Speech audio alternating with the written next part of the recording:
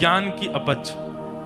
कई लोगों को ज्ञान पचता नहीं, और जब ज्ञान पचता नहीं है तो वो क्या करते हैं, सब जगह अपना ज्ञान बताते रहते हैं, देते रहते हैं। पर ज्ञान जिसका पच जाता है, ज्ञान की पाचन से ही विवेक बुद्धि प्रकट होती है, और विवेकी व्यक्ति शांत रहता है, कम बोलता है, अल्प वचनों से अपनी बातों को पूरी करता है। जिसको एक बात समझाने के लिए 4 पैराग्राफ चाहिए, वो भी व्यक्ति विवेकी नहीं। अपनी बात समझाने के लिए शब्द चाहिए, बस कुछ शब्दों में अपनी बात की पूर्णता कर दे, उसको विवेकी कहते हैं। और ऐसा व्यक्ति मौन रहता है, शांत। आपको पता है व्रत 2 ही होते हैं, एक तो अन्न का व्रत और एक मौन व्रत। इन दोनों का व्रत क्यों किया जाता है पता है आपको? क्योंकि इन दोनों से ही हमारी आयु घटती है। अन्न जितना खाएंगे उतनी आयु घटेगी, और जितना बोलेंगे उतनी आयु घटेगी। जब हमने ये बात सुनी तो हमने सोचा भाई हमारी आयु तो फिर बहुत जल्दी घट जाएगी। 4 घंटा तो हमको बोलते ही रहना है नॉन स्टॉप, गाना भी है, बोलना भी है, उसके अलावा भी आगे पीछे बोलना। तो हमारे गुरुदेव ने एक बहुत अच्छी बात कही, जो विषय वार्ता करते हैं, विषय वार्ता मतलब संसारी चर्चा, जो विषय वार्ता करते हैं, संसारी चर्चा करते हैं, उनका बोलना माना जाता है। और जो भगवत चर्चा करते हैं, भगवत चर्चा भी उनकी मौन ही मानी जाती है।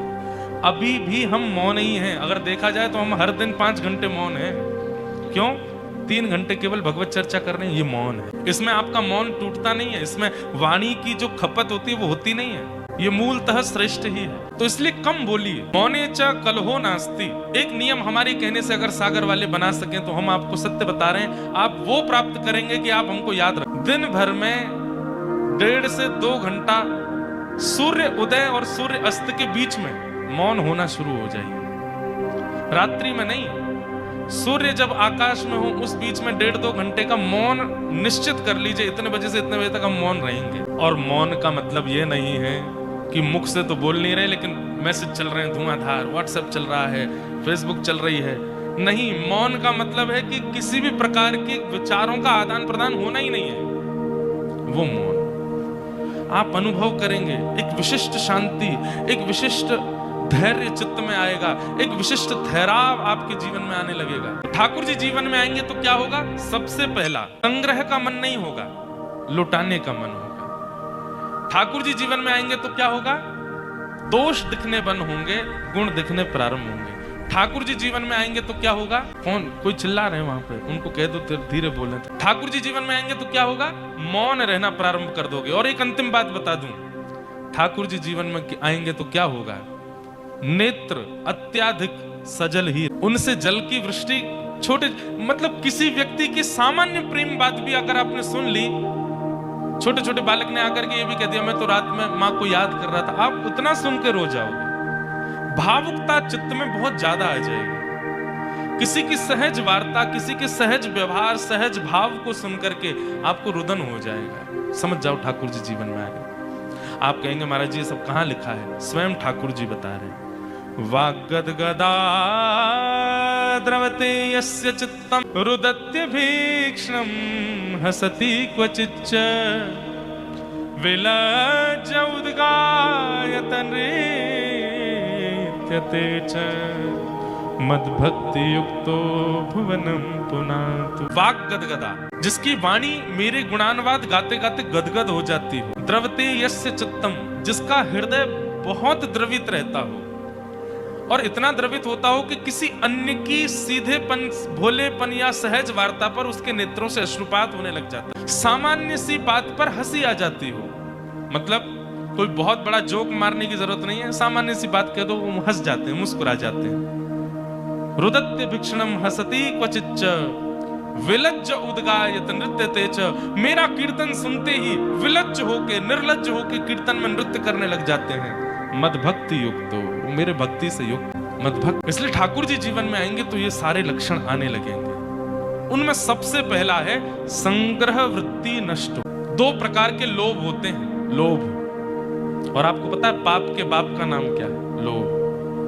पाप के पिताजी का नाम है लोभ। एक बार एक बालक काशी से पढ़ करके आया, खूब विद्वान बन के आया, अपने पिताजी के पास आकर के बोला पिताजी मैं सब कुछ पढ़ के आया हूं, आप जहां से चाहो पूछ। पिता ने यही पूछा बताओ पाप के बाप का नाम क्या है? नहीं बता पाया। बोले ये तो नहीं पढ़ाया गुरुजी ने। बोले ढूंढ के आओ कौन है पाप के बाप। बालक ने कल पढ़ा ढूंढने के लिए, तभी 2-3 दिन निकल गए, कहीं से उत्तर नहीं मिला, पाप का बाप कौन। तभी एक घर के बाहर गौ माता खड़ी थी, तुलसी का पौधा लगा था।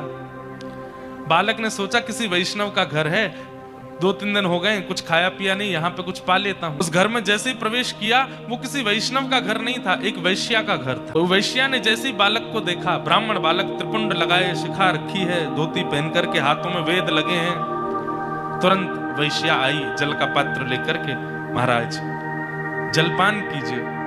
तो ब्राह्मण ने तुरंत जल लिया, पान किया, पान करके बोली, ये घर मुझे लगता है किसी वैष्णव का है, गोबर का चौका लगा है, बाहर गैया है, तुलसी का पौधा है, आप निश्चित ही कोई वैष्णव हैं। वैश्या बोली, वैष्णव का तो नहीं पता मैं हूं कि नहीं, पर मैं एक नगर वैश्या हूं। जैसे ही कहा नगर वैश्या, ब्राह्मण बालक तो तुरंत बाहर गया, वमन करने लगा, अपने पेट में हाथ लगाने लगा, पानी निकालने लगा बाहर। वैश्या बोली, क्या कर रहे हैं आप? बोले, पाप का बाप ढूंढने निकला था, वो तो मिला नहीं, तुम्हारे घर पर आके जल पी लिया, पाप और कर दिया मैंने। अरे तुम्हारे घर का पिएंगे हम, तुम्हारे हाथ का खाएंगे हम। जैसे ही सुना कि पाप के बाप को खोजने निकले थे, वैश्या ने मन में सोचा, ज्यादा दूर नहीं जाने दूंगी, यहीं मिला। अब भगवान जल पी ही लिया है आपने, पाप तो हो ही गया आपसे, अब तो आपको जाना पड़ेगा, नदी स्नान करनी पड़ेगी, जनेऊ बदलनी पड़ेगी, पंचगव्य पान करना पड़ेगा, तभी आप शुद्ध होगे। ब्राह्मण बोले, और नहीं तो ये सब करना पड़ेगा तभी शुद्ध होऊंगा मैं। तो जब पाप हो ही गया है तो थोड़ा और कर लीजिए। बोले, मतलब?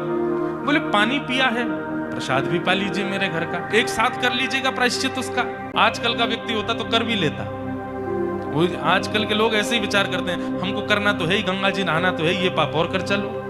हरिद्वार तो जा ही रहे हैं, तो क्यों ना किसी के संग छल और कर लो, कल तो डुबकी लगानी ही है। इतनी विचारधारा वाले लोग भी होते हैं संसार में। ब्राह्मण बालक तो लाल वर्ण का हो गया उसका चेहरा, तुम कह कैसे सकती हो मुझसे, मैं तुम्हारे घर का भोजन करूंगा। वैश्या बोली, कितने दिन हो गए आपको घर से निकले? बोले, 3 दिन हो गए। कुछ पाया? बोले, नहीं पाया। अब पाप का बाप पता नहीं कल मिले, परसों मिले, कब मिलेगा, कब तक भूखे रहोगे आप, कुछ पा लीजिए। मैं कहीं और पालूंगा, तेरे घर का नहीं पाऊंगा। इतने दिन से आप अकेले घूम रहे हैं, आपके पास धन भी नहीं होगा। मेरे घर अगर आप प्रसाद पाएंगे तो मैं दक्षिणा में 5 सोने की मोहर आपको प्रदान करूंगी, और फिर बाद में प्रायश्चित तो आप कर ही लोगे, कम से कम 4-5 दिन के लिए कुछ हो तो जाएगा आप पे व्यवस्था। 5 सोने की मोहर। बालक ने कहा, 5 सोने की मोहर, ठीक है, मैं पा तो लूंगा, लेकिन मैं अपने हाथ से बनाऊंगा, तुम्हारे हाथ से बना हुआ नहीं पाऊंगा। हाँ ठीक है, मैं सीधा सामान दे देती हूँ, आप बना लेना। आटा दाल चावल सब रख दिया, गोबर का चौका लगा दिया, बोले आप बना लीजिए। बालक, ब्राह्मण बालक जैसे ही बैठा बनाने के लिए, वैश्या आई आकर के बोली, मुझे बहुत कष्ट हो रहा है, मैं देख नहीं पा रही हूँ, आप मेरे सामने बैठ के अपने हाथ से बना रहे हैं, मैं 5 की जगह 10 सोने की मोहर दक्षिणा में दे दूंगी, मुझे बनाने दीजिए ना, ये अवसर मुझे कब मिलेगा? ठीक है तुम बना लो, लेकिन गंगा जल में बनाना। प्रसाद बनाया, बना करके थाली में परोस दिया। ब्राह्मण जैसे ही पाने के लिए बैठे, वैश्या ने कहा, आपकी आज्ञा हो तो एक कवल में अपने हाथ से तोड़ के खिलाऊं आपको, अपने हाथ से। अब मुझ पर तो भूले भटके कृपा होगी आपकी, जानबूझ के तो आप मेरे घर आओगे नहीं, अब आ ही गए हो तो इतना भी मुझे सौभाग्य दे दो, एक ब्राह्मण को मैं अपने हाथ से खिलाऊं। ब्राह्मण बालक बोला, तुम कैसे सोच सकती हो, तुम्हारे हाथ से कैसे पाऊंगा मैं? अब मेरे घर का पानी नहीं पी सकते, भोजन नहीं कर सकते, मेरे हाथ का बना नहीं खा सकते, ये सब तो हो ही गया, तो मेरे हाथ से भी खा लो। ब्राह्मण बोले, बिल्कुल नहीं, 15 सोने की मोहर दूंगी दक्षिणा में, मेरे हाथ से पालो। ठीक है, एक कवल खिलाना, फिर बाद में मैं अपने आप खाऊंगा। बोला हाँ ठीक है। एक कवल जैसे उठा के दिया, वैश्या ने कवल मुख में दे करके और एक हाथ घुमा करके दिया गाल पर, ताम्र वर्ण हो गया। क्या करती? बोले, पाप के बाप से मिलवा रही हूँ आप। पाप का बाप? कैसे? आप मेरे घर का पानी पीते हैं? नहीं पीते। क्यों पिया? बोले, वो तो मैंने अनजाने में पिया। अनजाने में पिया तो फिर मेरे घर का भोजन क्यों किया? बोले, वो तुम्हारी बड़ी श्रद्धा थी। बोले, झूठ मत बोलिए, सोने की मोहर के कारण आप 5 सोने की मोहर के कारण मेरे घर का भोजन स्वीकार कर लिया, 10 सोने की मोहर के कारण मेरे हाथ का बना स्वीकार कर लिया, और 15 सोने की मोहर पर आप मेरे हाथ से खाने तक को राजी हो गए। अपने पिताजी को जाके बता दीजिए, पाप के बाप का नाम है लोभ। एक लोभ आपसे क्या क्या करवा देता है, ये आप खुद विचार